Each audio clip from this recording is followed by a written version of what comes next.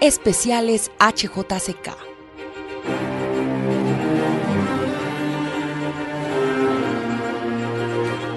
Leer la naturaleza con HJCK en la Feria Internacional del Libro de Bogotá.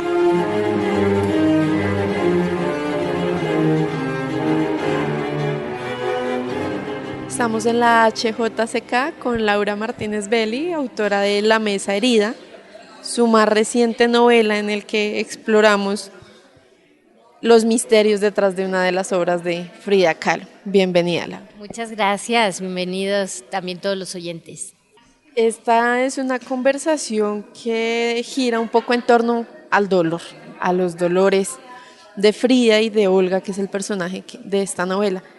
Quisiera arrancar por ahí, por esos sentimientos que encontramos en esta novela. Esta es una novela sobre heridas.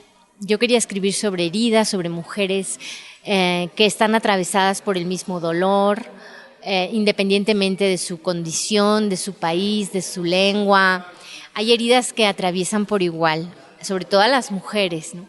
Y cuando piensas en mujeres heridas, es inevitable pensar en Frida Kahlo, porque ha sido de las mujeres del siglo XX, pues de esas mujeres dolientes, que además ha adquirido incluso un simbolismo como de, aunque suene un poco blasfemo, como esas figuras de santas y vírgenes de dolor, sangre, que les caen lágrimas, mártires, ¿sí? Sin embargo, ella no fue nunca una víctima. Ella, a pesar de todo, ella no se reconocía como víctima, nunca lo aceptó y es una mujer resiliente. Y entonces yo quería escribir también sobre eso, pero en el espejo que Frida proyecta en otras mujeres. Por eso Olga es una mujer que también está atravesada por las heridas parecidas, aunque de otra manera, no en el cuerpo, pero sí en el alma, y todo alrededor del arte, ¿no? De cómo el arte transforma, el arte salva, y el arte es necesario para poder vivir realmente. ¿Y cómo fue narrar a Frida? ¿Cómo fue este proceso? Que es una artista que hemos visto, que es reconocida cada día más. ¿Cómo contarla desde un lugar distinto? Pues porque yo una de las cosas que pensé cuando arranqué con esta novela fue que no podía escribir una novela más de Frida Kahlo. O sea, dije, hay ya muchísimo escrito, se ha tratado hasta la saciedad el tema Frida Kahlo. Entonces yo no quería hacer una novela más. Quería hacer una novela con Frida Kahlo, pero distinta. La Mesa Herida me dio esa oportunidad, porque es una novela sobre el cuadro, sobre este cuadro que ella pintó, el más grande que ella pintó, de casi 2 metros, además un cuadro muy extraño, y un cuadro que fue defenestrado, no fue entendido, y sin embargo Olga lo ve y reconoce ahí que hay algo importante que ella necesita proteger, ¿no? Entonces, a la hora de escribir sobre Frida Kahlo, pues estuve leyendo mucho sobre ella. Me tuve que acercar a ella sin prejuicios. Intenté leer sobre ella como si leyera de un personaje desconocido para verla con ojos limpios. Y sobre todo, yo esto lo hago mucho en todas mis novelas, quería mostrar a la mujer de carne y hueso y no al ícono pop. Entonces la gente cuando lea esta novela espero que se encuentre con esa mujer de carne y hueso diferente. Aunque conozcas a Frida Kahlo, va a haber cosas de ella que te resulten nuevas, por activa o por pasiva. Y también, si no la conoces tanto, vas a darte un buen periplo por los últimos años de su vida, porque esta novela no abarca todos los años de Frida. Abarca sobre todo los últimos 5 años, que fueron los años más duros, los años de su enfermedad, de la amputación, de las operaciones más difíciles, y fue su declive realmente en cuanto a salud, ¿no?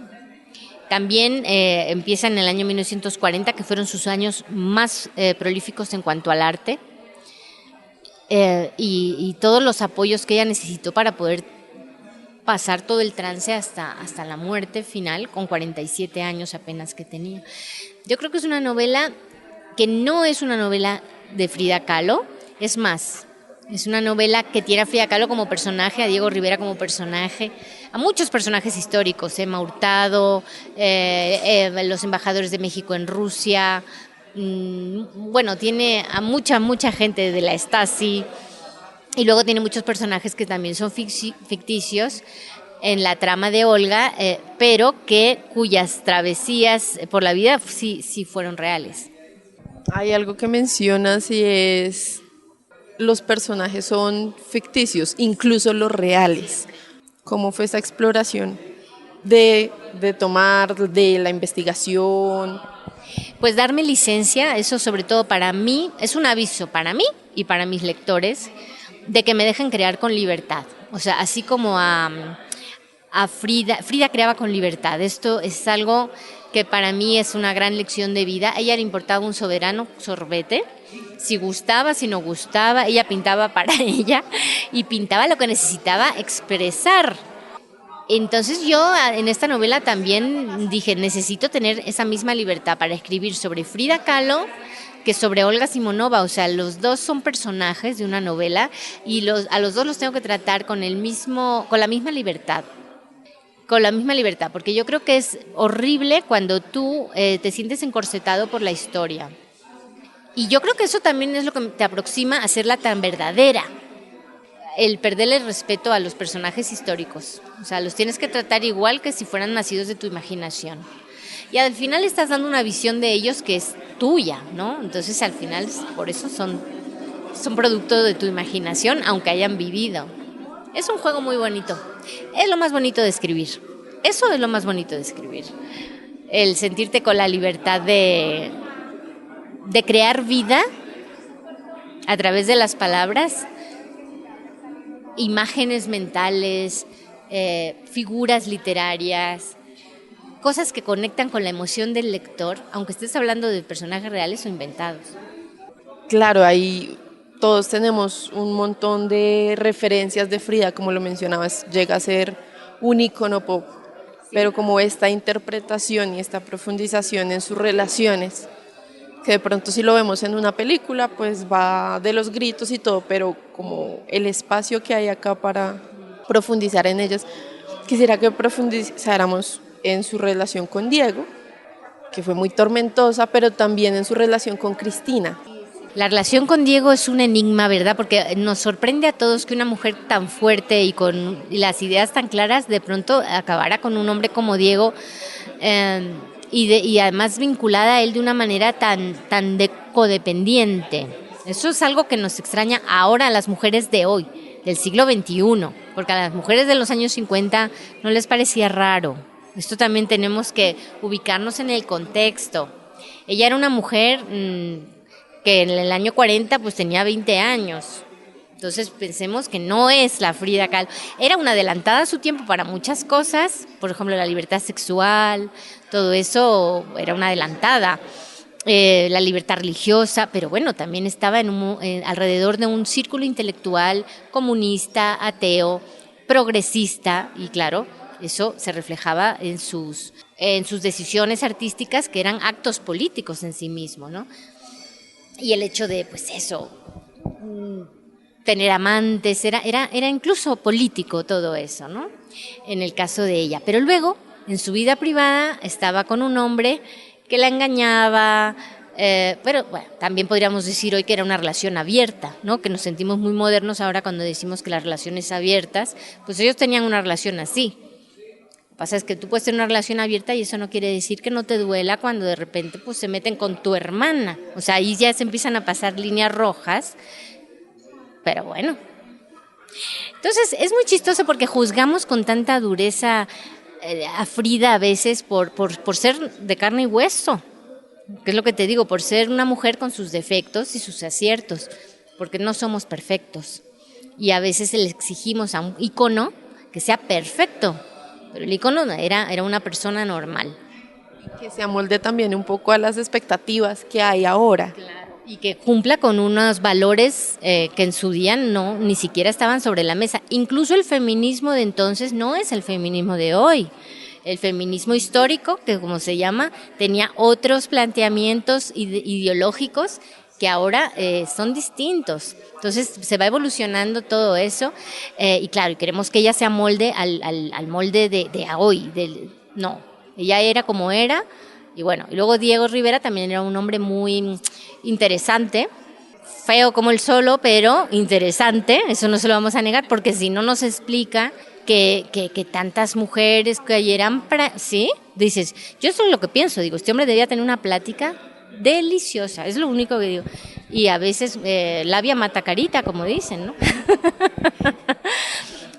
Y la relación de ellos dos, yo creo que era admiración mutua y también intelectual. O sea, yo creo que tenían conversaciones en donde ellos, y luego por supuesto, eran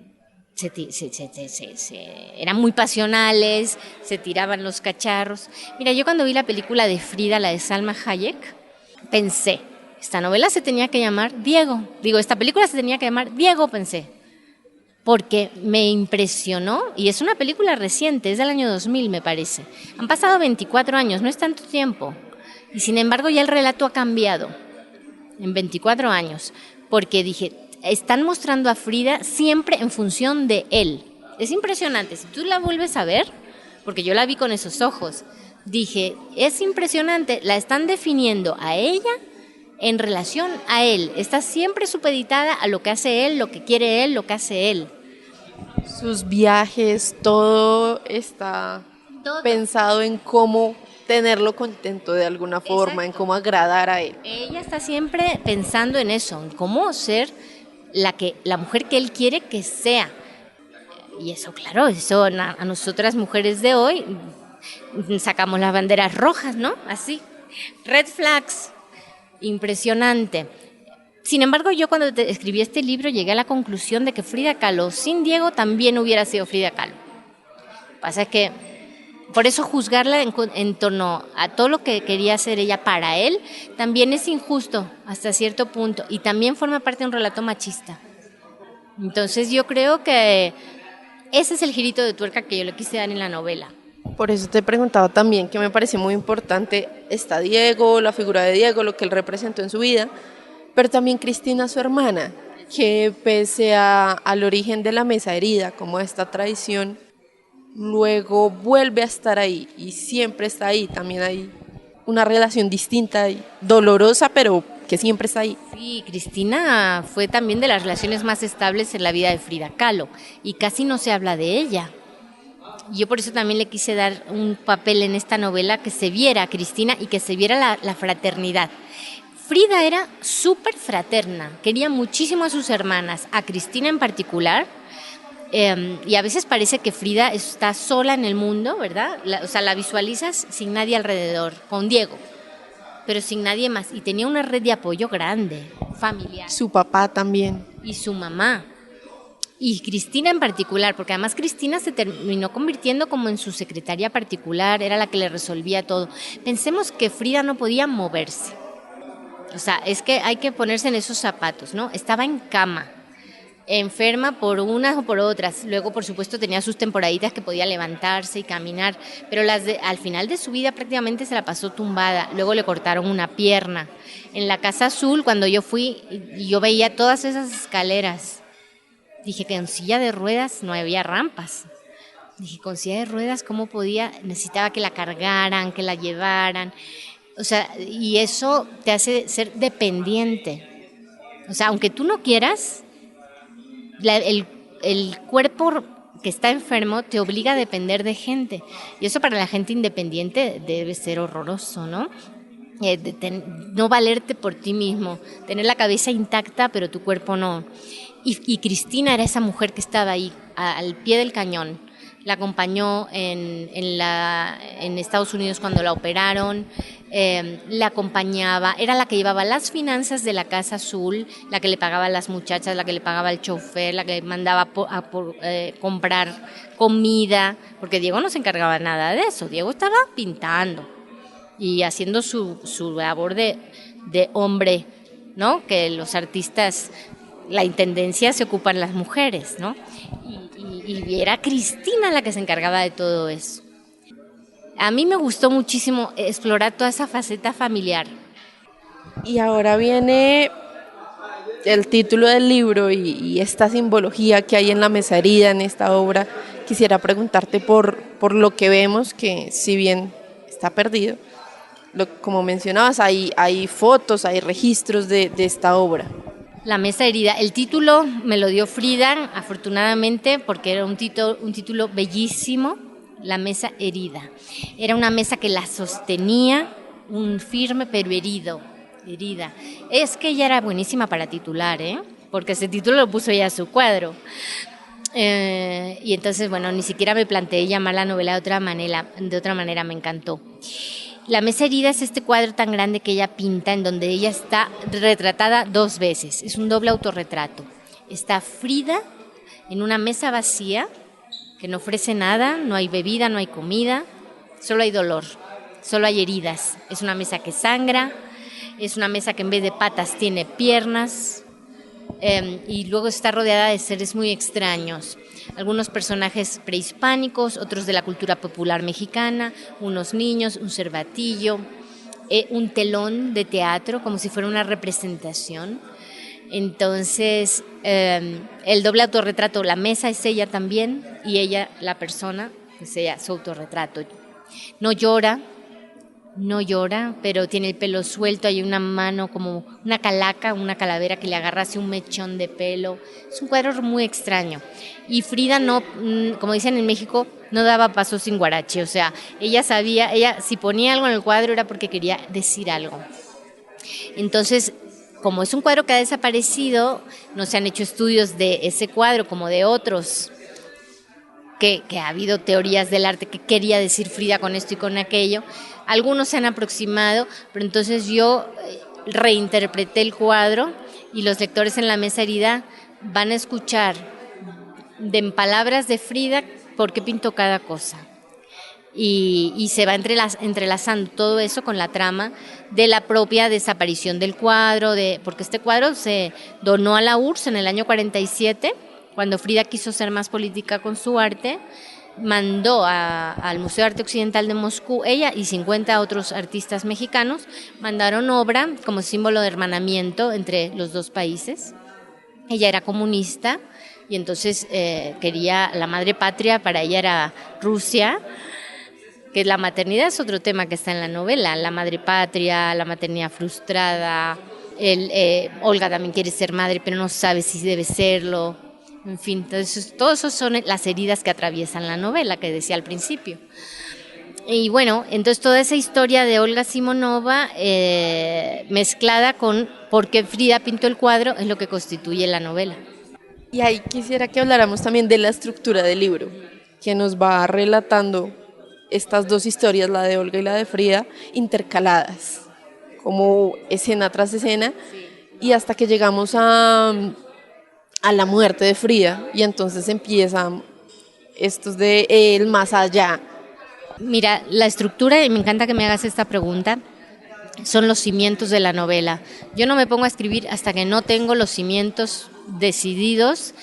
Veo la novela, o sea, la veo en mi cabeza como Neo veía la Matrix, ¿no? Así descompongo en partes antes de escribir. Veo cómo va a ser la novela, y entonces veo y digo, pues va a tener 2 voces, 3 partes, las voy intercalando así, las voy intercalando así, va a pasar esto en cada parte, y eso lo construyo en papel, me escaleto las escenas, qué contenido va a haber en cada capítulo, todo eso me lleva meses, antes de ponerme a escribir. O sea, a mí me preguntas, ¿estás escribiendo una novela? Y yo te digo, sí, y a lo mejor lo que estoy haciendo es eso, haciendo puro planificación, estructura, porque para mí la estructura es forma. La estructura es forma y en sí misma constituye igual que Frida, ¿no? Hay un símbolo ahí de por qué lo haces de esa manera. Hay una intención. Entonces, y aquí voy a entrar en un tema curioso. La novela tenía una tercera trama que quité entera. ¿Que iba sobre qué? Estaba en el año 2020 y era la aparición del cuadro falso. ¿Vale? Pero entonces, para no meterme en berenjenales, porque dije, bueno, la voy a quitar. La quité. Pero entonces eso me afectó la estructura, porque estamos hablando de que los cimientos los tenía planeados desde antes. Entonces, allí fue cuando dije, necesito meter algo que haga que el aliento de Frida llegue hasta el final, porque Frida, como bien has dicho, moría en el 54 y la pintura desaparecía en el 55 y la voz de Frida desaparecía en la novela. Estaba la de Diego, estaba la de Emma Hurtado, o sea, sí estaba, digamos, la parte mexicana, subsistía, pero Frida estaba callada. Y ese silencio se notaba. Extrañabas a Frida, o sea, cuando leías la novela decías, ay, esa Frida que hablaba ya no va a salir más, o sea, como que decías, ya no va a salir más. Entonces dije, no, tengo que hacer que vuelva a aparecer. ¿Cómo? Y ahí fue cuando dije, bueno, pues voy a hacer que hable muerta. Y entonces escribí El Más Allá. Y creo que fue la guinda. Esas son de esas cosas que te pasan durante el proceso de escritura, porque por más que planifiques la novela, luego la novela te pide que hagas cosas que no veías antes. Ahí te das cuenta de que te has equivocado, ¿no? Que no lo habías planificado también como tú creías, pero las crisis ya no son mortales. O sea, cuando tienes una planificación bien hecha, puede haber cambios en la estructura del libro o en ciertos capítulos o en ciertas tramas como la que quité yo, pero la novela resiste el golpe. O sea, es como un edificio que le viene un huracán. O sea, sí se medio rompen algunas ventanas, pero no se cae, ¿no? Y eso fue lo que pasó. Sismo resistente, la novela. Y ahora vamos a tu voz, que está claramente en la novela. ¿Cómo está permeada por todos tus años viviendo en México, pero también por las raíces que vienen de España? Sí, yo siempre, sin darme cuenta, tiendo a México. O sea, México se me impone y a veces me resisto, ¿eh? ¿Por qué? Pues porque digo, quiero explorar nuevos territorios, ya escribí de México mucho, también estoy viviendo en España, soy española. Estoy en un limbo literario porque los mexicanos me consideran española, los españoles me consideran mexicana. No saben en qué etiqueta ponerme en este mundo de etiquetas en el que vivimos, porque lo de ciudadano del mundo suena muy bonito, pero luego no, en papel dicen esta de dónde es. Y entonces a veces yo misma digo, ya no voy a escribir de México para que me ubiquen en España, y mira, y no se puede. De repente viene La Mesa Herida, viene La Voz de Frida, y eso lo tengo que escribir con voz de mexicana. O sea, no hay forma de que eso no salga, ¿no? Tiene que ser así. Y además me sale bien. O sea, lo tengo tan interiorizado, lo tengo tan en el espíritu. De hecho, me cuesta más a veces lo otro. La parte de Olga, en Moscú y en Berlín, me costó cielo, mar y tierra, o sea, porque nunca había estado en Rusia, nunca había estado en Berlín, y entonces ahí de repente dije, espérate, que aquí tenemos, por primera vez en mi carrera literaria, me encontré con que tenía un reto, una montaña muy alta que tenía que subir, y dije, a ver si soy capaz, porque, claro, cuando escribo de España y cuando escribo de México, no tengo ningún problema, porque son mis dos naturalezas. Pero cuando de repente esta novela en Moscú, Olga Simonova, ¿cómo habla un ruso? ¿Cómo piensa un ruso? ¿Qué come un ruso? ¿Cómo se saluda un ruso? ¿Cómo son los usos y costumbres? Ahí de pronto, pues me tuve que detener, investigar, hablar con rusos. Bueno, porque a veces uno piensa que el proceso de investigación es solamente el dato histórico, y a veces el dato histórico es lo más sencillo. Lo más difícil es hacerlo palpable, hacer la vida cotidiana de la gente, cómo abren un closet y qué tienen en la nevera. Complicadísimo. Y claro, eso cuando estás hablando de tu tierra no te pasa, porque tú has crecido con eso y tú sabes cómo habla tu abuela, tú sabes los dichos que se dicen, tú sabes todo eso. Pero ese fue el gran reto, escribir sobre países que no conozco, pero creo que lo logré, ¿eh? Porque me han leído rusos, de hecho el libro se va a traducir al polaco también. Sí, y sí se sienten identificados con todo lo que pasa en esas tramas. Pero tu pregunta iba más, ¿cómo me habías dicho? Que cómo fue la voz de la... ¿cómo fue? De la Laura española ahí también.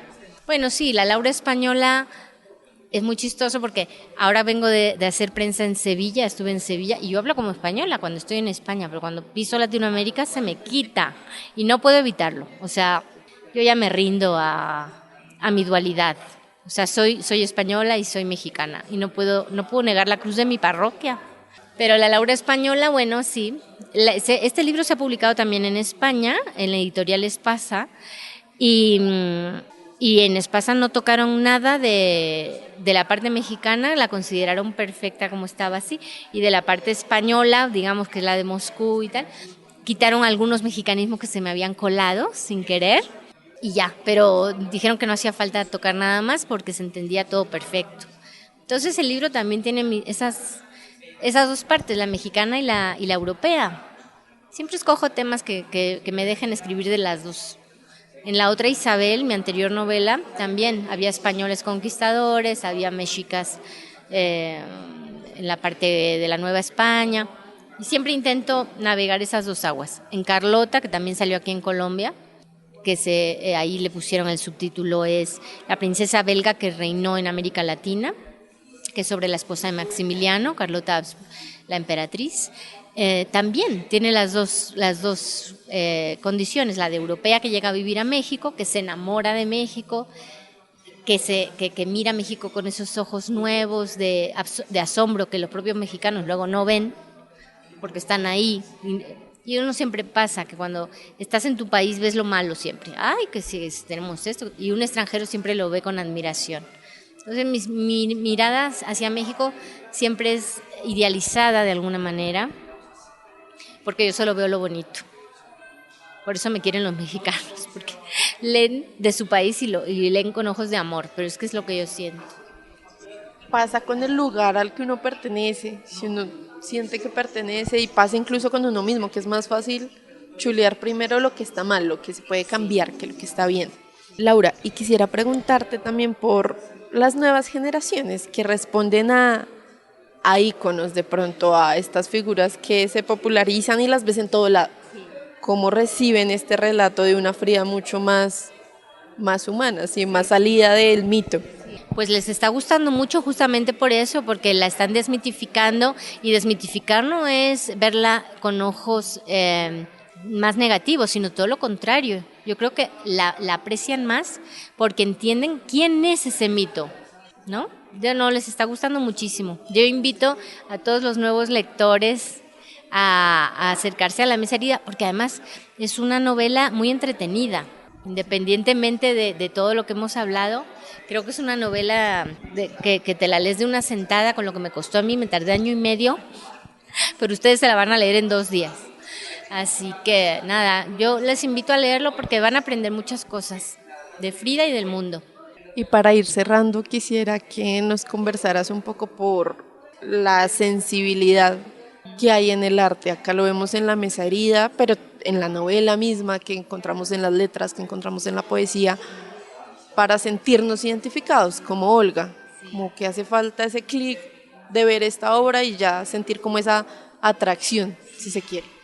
Yo creo que el arte forma parte del espíritu humano. O sea, lo primero que hizo el hombre de las cavernas para honrar a los dioses, para poder expresar lo que tenía dentro, fue poner la mano en la piedra. O sea, la representación gráfica de su propio ser. Y la historia del arte se estudia, y es casi como estudiar la historia del mundo, porque tú vas viendo el cambio de pensamiento a través de la expresión artística. El arte siempre responde a un movimiento ideológico, político y creativo. Incluso la ausencia de ideología es en sí misma una manifestación de intenciones. Y a mí lo que me pasó también es que creo que la literatura comparte con la pintura esa parte de que tú estás creando en soledad, y hasta que otra persona no aprecia, lo lee y lo hace vivo, lo interioriza, el libro no vive. Lo mismo pasa con los cuadros, tienes que verlos, mirar con detenimiento, aprender a ver. Fíjate que nada más triste que esas imágenes que luego circulan en internet de jóvenes que van a museos y están todos viendo el móvil y no están viendo los cuadros. Creo que eso hace mucho daño. Sí, pero eso también es pensamiento, y en el futuro lo estudiaremos como el comportamiento de una generación que creía más en lo representado que en la realidad. Y eso también, Frida tiene mucho de eso también, ¿no? De cómo él representa ella su realidad a través de la tela. Mira, la creación artística es un misterio muy profundo y creo que si tú quieres conocer a la sociedad tienes que acercarte a su arte por definición. Y en las diferentes épocas, ¿no? Aquí tienen el Museo del Oro, el Museo Precolombino. El ser humano manifiesta sus creencias y su ser a través de lo artístico. Laura, muchísimas gracias y de nuevo invitar a todos nuestros oyentes a adentrarse en esta historia. Es una versión de alguien que conocemos, pero a través de unos relatos maravillosos. Me alegro mucho, muchísimas gracias. Esta es hjck.com. Pueden seguirnos en todas las redes sociales como @lahjck. HJCK, el arte de escuchar.